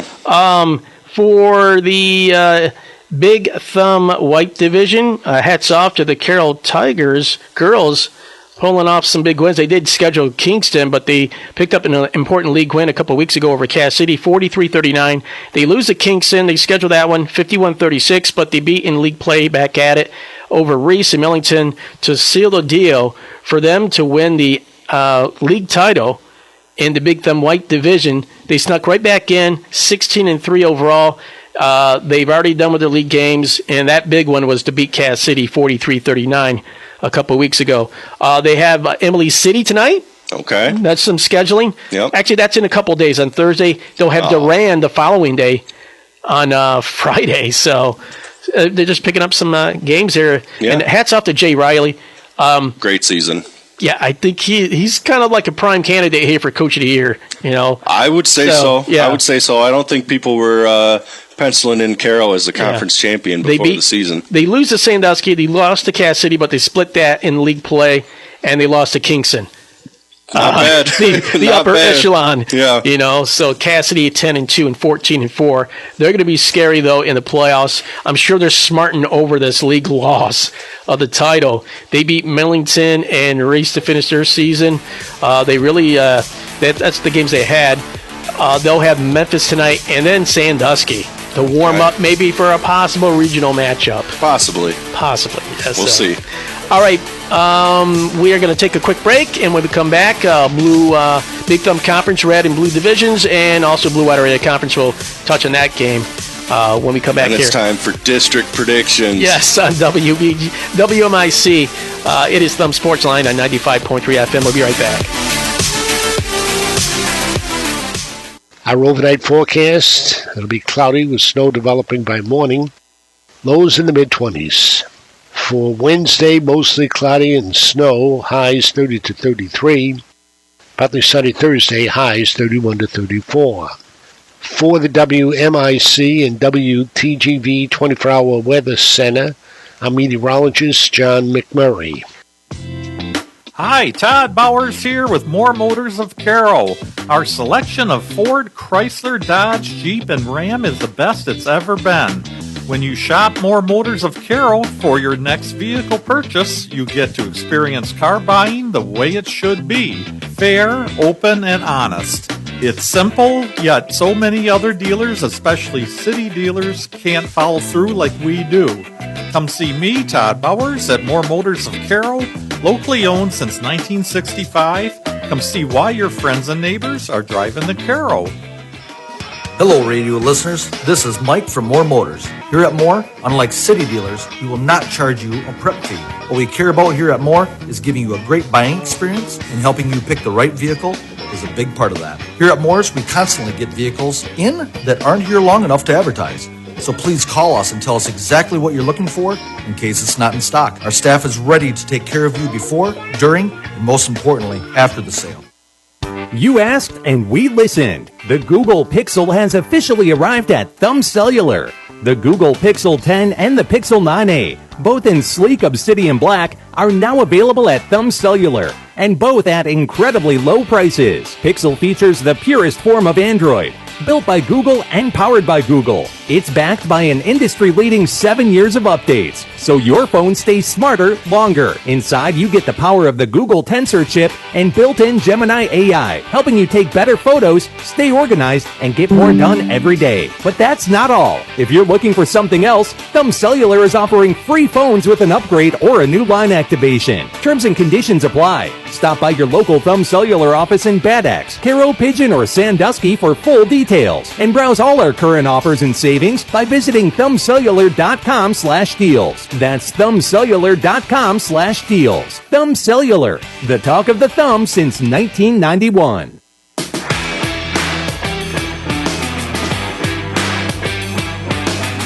Welcome back to Thumb Sports Line on WMIC 95.3 FM. All right, in the Big Thumb Blue Division, the title is for tonight, Deckerville against Kingston. Still got some regular season games for both these teams as well. After this league game with Kingston looking for the outright league title at the Deckerville Eagles, you can hear that game on 92.5 WBGV. This portion of Sports Line is probably pre-recorded now, and you're going to be listening to us on the game on 92.5. However, it would be these two teams here. It's been both these teams here in the last several years, but Kingston's been on top now for near quite some time here. It's been a long time since Deckerville had a piece of this title. So I would have to. Was it 2019 or 2020? It's going back. Yeah, and then Deckerville will finish at Harbor Beach, but they have their big game against Kingston tonight. Kingston themselves, they have Deckerville tonight, and that's it. They're done for the regular season. This is the night, and why not give yourselves a break after playing some tough teams in your schedule? They beat Croswell-Lexington over a week ago on the Friday the 13th. They beat Carroll. They beat Bad Axe. They beat Pack also to get themselves in this position. I did a little bit of a show prep here. The top scorers right now are the Tank sisters, 284 points for Libby Tank, Maylee Tank with 250 points. They still had plenty of contributors with Allison Steve, Bailey Theobald, Myra Garza, Janelle Kynef, Mary James all contribute, but it's the Tank girls here. Yeah. But Molly Walker, fantastic player. She has so far 580 points for the season. Vanessa Osborne right there with their 254 points, but there are other players contributing for this Kingston roster that just major contributors. Yeah. Some over 10 double figures in each game here, but it goes through Molly Walker. Well, and Molly Walker's a great scorer, but she's also a very unselfish player. She's okay with not scoring if she can get an easier look for one of her teammates. I'm really looking forward to the game, Eddie. Again, Deckerville's going to have to play pretty perfectly, but they are on their home court. Yeah, I hope they give them a good battle. And Deckerville scheduled a Yale Bulldogs team. Yes, on their schedule. They lost that game, but the coach and the players kind of wanted this game to prepare themselves for this Kingston game. They lose 52-33 last week. It was the only game of the week. It was 12-7 at the end of the first quarter there. Not bad. And then it was 21. Big second quarter for Yale. Yeah, it was 26-14 by the half there, I believe. But hey, you were in a game where, you had to compete. Yeah, 46-20 by the end of the third quarter, and then 52-33 was the final score. The Tank girls, Maylee Tank, 12 points, Libby Tank, 11 points in that game. So I like that game. I like how they scheduled that. Yep. So, yeah. Well, a week off this late in the season would have been pretty detrimental, I think. So, all right. So moving on from there, in the Red Division, we talked about it briefly already in the first break, but it's North Huron. North Huron's got to beat Bay City All Saints for CPS to backdoor their way in, but they got to beat Owen Gage too. I wonder if that has ever. I'm sure it has happened. It has. But I mean, for a team to share a conference title with a team that they didn't beat during the regular season, that's kind of odd. Yeah. So. But you do have to give CPS credit. Yeah. They've handled every other opponent. Yeah, they got Owen Gage tonight at home, so they beat them the first time pretty handedly. But Owen Gage started to play good ball here at the end of the season. So I wonder if there's a JV game in Carsville tonight. All right. We might have to make a stop in at CPS. So it was Owen Gage who beat the Bay City All Saints 45-42 on Thursday night last week for CPS to get back in this position. But Owen Gage kind of out of it, but their helping teams are mainly CPS. And CPS has to win tonight against Owen Gage, and the All Saints have to beat North Huron tonight to win the outright league title. They'll have another regular season game, all teams do, like Mayville and All Gray Sims for all these different teams. So the Red Division title will be decided tonight on Tuesday, this February 24th. All right, moving on to the Blue Water Area Conference. Armada was hoping that Croswell-Lexington could hand them a favor there and maybe beat the Yale Bulldogs. And I'll give credit to the Croswell-Lexington Pioneers. And we even did an interview with Coach Leonard of the Yale Bulldogs. Croswell-Lexington Pioneer girls came in pretty tough against the Yale Bulldogs. They had a pretty good defensive plan, but Bulldogs were able to just make their big baskets here and put themselves on the free throw line too. So, they made a lot of free throws in that game. They just wore down Croswell-Lexington. But this was, at the end of the season, I saw a very improved Croswell-Lexington compared to what you saw early in the season. Good. They hung in there tough against Armada when we last covered them, 47-41, and they hung in here tough against the Yale Bulldogs. So, this is a young team. A lot of players going to come back for Krause Lexington. Yeah, absolutely. Nathan Lee Hose is coming back, so she's a junior, but a lot of players for Krause Lexington are coming back. Yep. So it comes down to the Yale Bulldog girls up against the Armada Tiger girls tonight. That is the outright league title, or if Armada wins, it'll be share of the BWAC title. I had this quiz question, and Coach Leonard of the Yale Bulldogs answered it for me. When was the last time two teams won a league title in the same year? It was Yale. They did it last year. They did it last year. They did it last year. I said I should have known better. I covered that. It's not a very hard trivia question. I covered that game, and he goes, it was. I goes, it's so much happens in a year of sports that you forget what happened last year. Because last year I believe the wrestling team also won the BWAC. So, wow. It was a sweep, and the wrestling team won the BWAC this year as well. So it could be back-to-back sweeps for Yale. All right. So in that game, 11-4 at the end of the first quarter. 22-6 by the end of the second quarter. So, Yale Bulldogs really clamped it down on the Krause Lexington Pioneers. They turned it up. Sadie Dykstra is the real deal. At the end of the third quarter, 30-15, and they win it 47-27 over the Krause Lexington Pioneer girls. So, congrats to the Yale Bulldog girls. Just outside edge of Sanilac County, but we kind of like to bring them into our household here. Yeah. So congrats to them.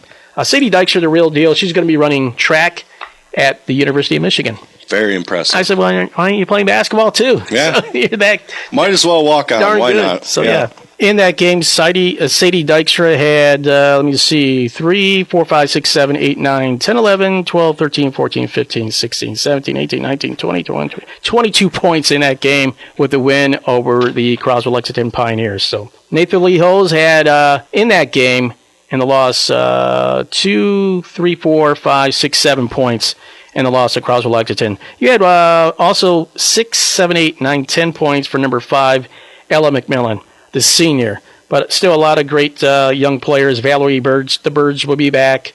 Penelope Persig and Nathan Lee Hose, and Rosalind Casey. I like this lineup for the Krause Lexington Pioneers. So, and again, Sadie Dykstra, 22 points for the Yale Bulldog girls. They were 17-19 for free throw shooting. Wow. And 7-9 for Krause Lexington for Yale's win over Krause Lexington Pioneer girls. All right, so Yale playing for the BWAC league title against Armada tonight. And, of course, our game of the night, 92.5 FM, it's the Kingston Cardinals at the Deckerville Eagles. We'll have that game on 92.5 WBGV. In the meantime, we'll take a break here and be back and go through the girls' districts, high school girls basketball. That starts next week on a Monday on the first round games. We'll be right back on WMIC. Liberty Lanes and Sandusky salutes the area athletes for their accomplishments and academic achievements. On your way to or from the game, come on into Liberty Lanes for a pizza or one of the many tasty entrees on the menu. Enjoy their Friday fish specials and come back for the Sunday brunch. Liberty Lanes also has banquet facilities available. For information or to place an order to go, call 810-648-9860. That's 810-648-9860. Liberty Lanes, your family dining and bowling center in West Park, Sandusky. Serving you for more than 40 years. You can find Liberty Lanes on Facebook.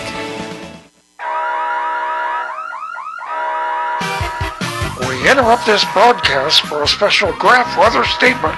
Icy roads equal vehicle mishaps, and if this happens, you might as well take it to the #1 collision department in the area, Graf Chevrolet of Sandusky.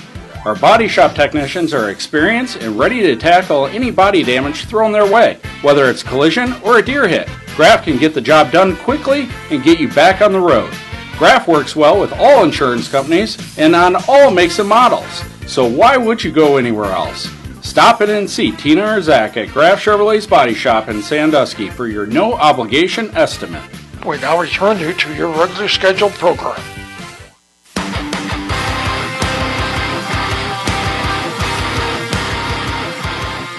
Welcome back to Thumb Sports Line on WMIC 95.3 FM. I'm Eddie Fury. That's Mike Gallagher in our final segment. Tune in to WBGV 92.5 FM. We have high school girls basketball tonight on this Tuesday. The Kingston Cardinal girls at the Deckerville Eagles for the Big Thumb Conference Blue Division League title.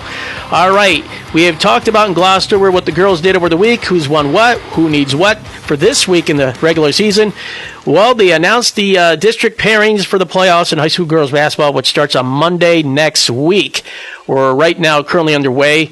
The first game is on Monday, took place for high school boys basketball. We'll have that tomorrow for our district semifinals at Brown City High School of Sandusky, Marlette, and K-Peck and Brown City. Now, let's focus on the high school girls district playoffs. First round on Monday, Division II, District 63 at Marysville High School has some Blue Water Area Conference teams. On Monday, March 2nd, it's Marine City at Algonac, Marysville going up against Richmond. Getting the bye was St. Clair and Armada.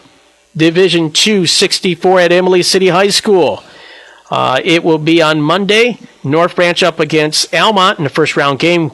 Wednesday, Yale Bulldog Girls gets the bye. They'll take on the winner of the North Branch Almont game. Croswell-Lexington is at Emily City. Croswell-Lexington, by the way, beat Emily City. Yes, they did. In their second meeting. Yeah. A district final appearance for this Croslex team, considering how young they are, could be huge experience for the team. All right, so that's Division II, District 64 at Emily City High School, who are hosting that district. Division III, District 91 at Lakeville High School. I remember that. It'll be Lakeville up against Millington on Wednesday. No first-round Monday games. Reese up against Saginaw Valley Lutheran. So, yeah, that's an iffy one. Millington has shown some bright spots. They pulled off a win against Cass City, who got caught sleeping. Reese has shown some strength, but they did lose a player for the season due to injury, so that was a big piece there. But this one kind of up in the air. What do you think? Absolutely. I mean, I was a little bit... I was wondering what you meant when you said I remember that, but we were there last year for the Sandusky. Yeah, of course. So. I think... man, that's a tough one. I think it could probably be Reese. But, we've seen Millington take advantage of a team like Cass City. Yeah. If they can piece it all together, maybe it's them. Who is the top seed in this district? The top seed? Does it really say? Or who has the bye? There is no bye. Oh. Because it plays into district There's only four teams in this one. Okay. So, Division III, District 90 at Bad Axe High School. Harbor Beach is at Bad Axe. Unionville-Seaboyne up against the Lakers on Monday. Okay. Cass City got the bye, as well as Carroll. Carroll's Division III this year. Yes. Okay. In girls basketball. Right. In boys, they're Division II, but girls are Division III. Wow, that's an interesting one. Yeah, so we've seen Harbor Beach pull off some decent wins despite their losing record. Well, and USA has a great record. And they do have a great record, and they'll up against Lakers. So I'm likely seeing USA to move on in this one and possibly Harbor Beach. So Cass City maybe against Harbor Beach in the district semifinals and Carroll against USA. Those are good matchups. Yeah, absolutely. That's fun. So, all right. And by the way, all district championships in high school girls basketball on Friday, March 6th. Those are all district championship games. Yep. This one we will be at Brown City High School, Division III, District 89 at Brown City High School. It has no first-round games on Monday, so we'll start on Wednesday. Sandusky up against Memphis. Sandusky should have that one. But this one, Marlette is getting better at the end of the season. They're going to be at Brown City. Okay. And, we've seen some, bright spots from Brown City. They've also had some tough losses here. So, who's your pick? I'm going to go with Brown City. I think, Really? I mean for the district title. Oh, for the district? Yeah. I'm leaning towards Sandusky. Yeah. So. You have to lean towards Sandusky, but I think Brown City's got a great shot. Yeah. I think Brown City has put together a couple of good quarters against Sandusky. They'll have the benefit of playing at home. Harley Leisure is probably the best player in this district. But until proven otherwise, you have to go with Sandusky. Okay, so we'll be having that coverage of the Division III District 89 at Brown City High School on WBGB 92.5 FM starting on Wednesday. Division IV District 127 at Owen Gage High School. On Monday, it's Mayville up against Caseville. And then on Wednesday, getting the bye is the Kingston Cardinals. They'll go up against the winner, Mayville Caseville. Akron Fairgrove is at Owen Gage. Of course, Owen Gage is a whole site. And, it's Kingston. Yeah, it's Kingston. It's Kingston. I mean, undefeated so far. All right, Division IV, District 128 at Dackerville High School. I will be covering this district. I don't know if I'm going to start in the semifinals or finals, but there's pretty good Wednesday matchups there. That Ubly Peck matchup is kind of intriguing, yeah. So, on Monday, first game we'll have Carsonville Port Sanilac up against North Huron. That should be a good game. Yeah. And then Wednesday, Deckerville gets the bye. They will take on the winner of CPS or North Huron, while Ubly will go up against Peck on Wednesday. District championship game on Friday. What everybody wants is Ubly and Deckerville. Can Deckerville break the curse? I think but so. we just I don't think know. This is the year. You don't know. You never know what happens. Yeah, because we've said it for the past couple seasons. Oh, this is the year. This is the year. Yeah. No, this is the year. Yeah. I think this is the year, Eddie. But Ubly beat Brown City. I mean, I just don't see Deckerville losing on their home court in the final game for a great senior group. Yeah. So if we don't do the semifinals, we'll definitely have the Friday night Division IV district championship game at Deckerville. That's District 128. So we did it last year. We split in two teams last year to cover two different games. Yep. So, and I'll split myself in half to cover that district and the Brown City one. So this full listing of the districts will be posted come by the weekend or Monday morning. I haven't put it up yet because we still have the regular season games for high school girls basketball. Yep. So speaking of this portion of the Thumb Sports Line here, the lady portion has been pre-recorded because right now I am on the air right now on WBGV 92.5 for the Kingston Cardinal girls at the Deckerville Eagles on WBGV 92.5 on this Tuesday night. February 24th, 2026. It's the final week of the regular season. Boys basketball playoffs are underway right now. I am going to go furious here, so pretty soon. Tomorrow Eddie night. Fury rules the radio waves. So. He's on every station. You cannot avoid him. You're going to have to just turn off the radio if you don't want to hear him. All right, and again, I'll be back tomorrow on 92.5 for the doubleheader high school boys basketball District 93, Division 3, Sandusky, Marlette, and K-Peck Brown City. That wraps up Thumb Sports Line. We don't know when we'll be back next week. I don't think so because we're going to have games every night come next week. We'll be around. All right, thank you, Mike Gallagher. Thank you, Eddie Fury. The Sanilac County News. You can hear a replay of this Thumb Sports Line later tonight or by early Wednesday morning on our website at sanilacbroadcasting.com. Go to the Thumb Sports Line link. Thank you for tuning in to WMIC's Thumb Sports Line. It is playoff basketball underway on Sanilac Broadcasting. Have a great night. Thank you, Mike. Thank you.